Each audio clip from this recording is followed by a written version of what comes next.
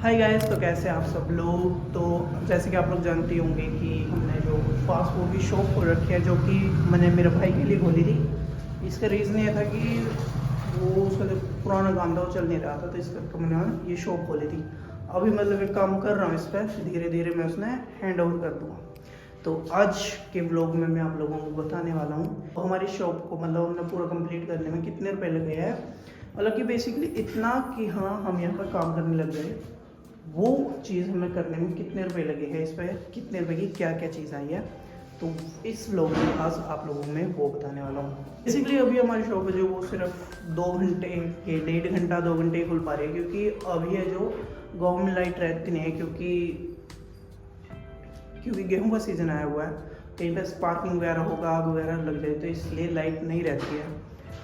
तो बस बेसिकली 1.5 या 2 घंटे शाम को हमारी शॉप जो वो ओपन होती है, उसमें भी लाइट है जो वो कट मार देती है। इसीलिए मैं अभी थोड़ा फ्री था, तो इसलिए मैं ब्लॉग में आप लोगों को बताता हूँ कि हमने इस दुकान में कितना खर्च किया है। अभी और करना बाकी है। हमने अभी तक बस इसमें इतना खर्च किया है कि ये यहाँ पर खड़े होकर हम लोग काम कर सकें। तो अभी मैं आप लोगों को बताने वाला हूँ कि इस पूरी शॉप का हमने कितना खर्च किया है अभी तक।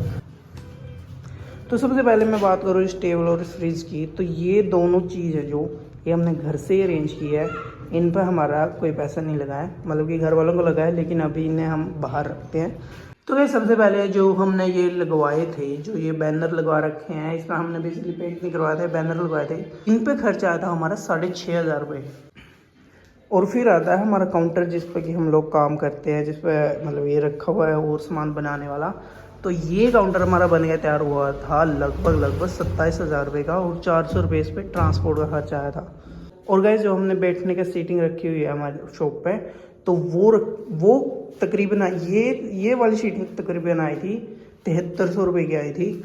लेकिन इसके अलावा एक और सीटिंग थी जो मैं पहले लेकर आया था, जो कि मतलब थोड़ी चीप सी लगी बना, इसलिए मैंने वो यहाँ पर नहीं रखी, इसलिए मैं दोबारा ये लेकर आया था। तो वो आई थी लगभग 3,000 रुपये की, जो कि अभी घर पर रखी हुई है। आने वाले टाइम में मतलब यूज़ करेंगे हम उसका। और गाइस, एक ये रेंच लेके आया था हमें। बेसिकली इस रेंच का मतलब काफ़ी यूज़ है, क्योंकि इसमें सामान वगैरह रखना पड़ता है ऊपर से नीचे तक। तो एक ये रेंच है जो वो मैं लेकर आया था लगभग 1,200 रुपये की। और गाइज, एक हमने लगवाई थी ये सेट जो आप देख रहे हो, ये तो मैंने नहीं लगवाई। बेसिकली मैं पुराने लेकर आया था लगभग 10,000 रुपये की, और 1,000 रुपये इस पर इंस्टॉलेशन के लगे थे। तो ये लगभग हमने 11,000 रुपये में पड़ गई थी। और गाइज, हमारा काउंटर है जैसे ये चुनता है जो वो कम है, तो इसलिए थोड़ा इस पर रखते हम बाहर निकल जाता है। ये हमने तकरीबन लगाया था 2,200 रुपये का, और 200 रुपये इस पर इंस्टॉलेशन लगे थे, तो ये 2,400 का पड़ गया था। और ये काफ़ी यूजेबल है, क्योंकि इससे थोड़ा सा स्पेस एक्सटेंड हो जाता है हमारा। और एक वहाँ पर वो लाइट लगी है तकरीबन 350 रुपये की।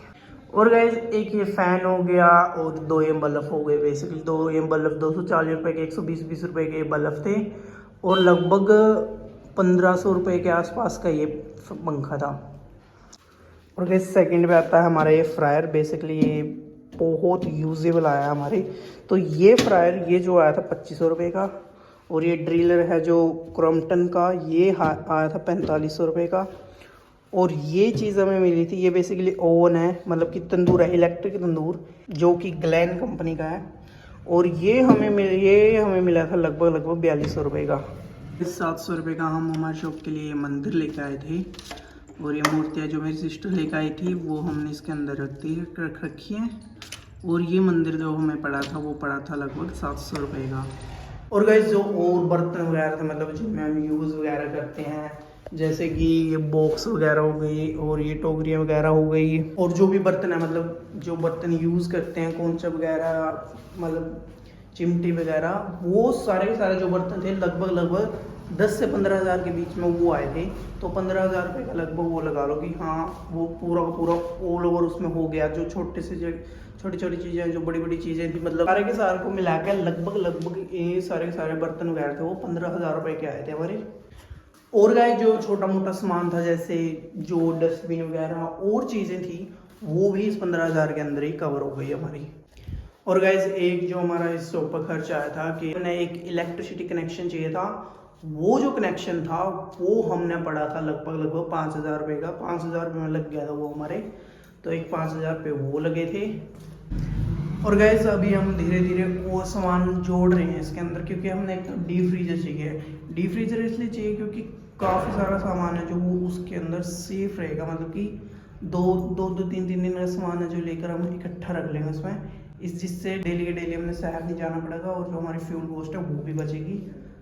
और कर्टन वगैरह लगवाने हैं और चीज़ें भी हैं, लेकिन वो बाद की बात है। अभी इसमें हमने इतना किया था कि हाँ यहाँ पर खड़े होकर काम कर सकें, तो अब हम सबको कैलकुलेट करेंगे और मैं आप लोगों को बताता हूँ कि ये शॉप है जो वो हमें कितने रुपए में लगभग पड़ी है अभी तक।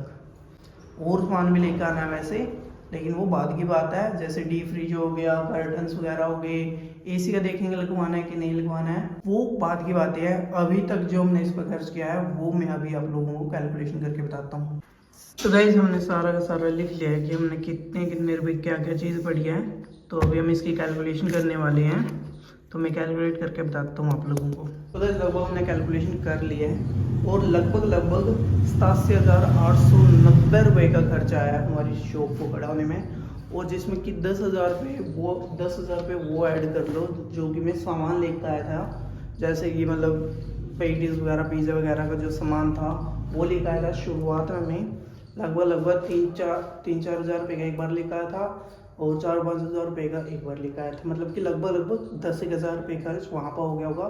मतलब कि मोटा अगर हम लोग कैलकुलेट करेंगे तो 1 लाख रुपए के आसपास हमारा शॉप पर लग गया है, जिसमें कि रेंट वगैरह इंक्लूड नहीं है, बिना रेंट वगैरह के है। लगभग 1 लाख रुपए हमारे शॉप पर खर्च आ गया है। तो गाइस कैसी लगी आप लोगों को हमारी शॉप, कमेंट सेक्शन में ज़रूर बताना। मिलते हैं नेक्स्ट ब्लॉग में। Thanks for watching.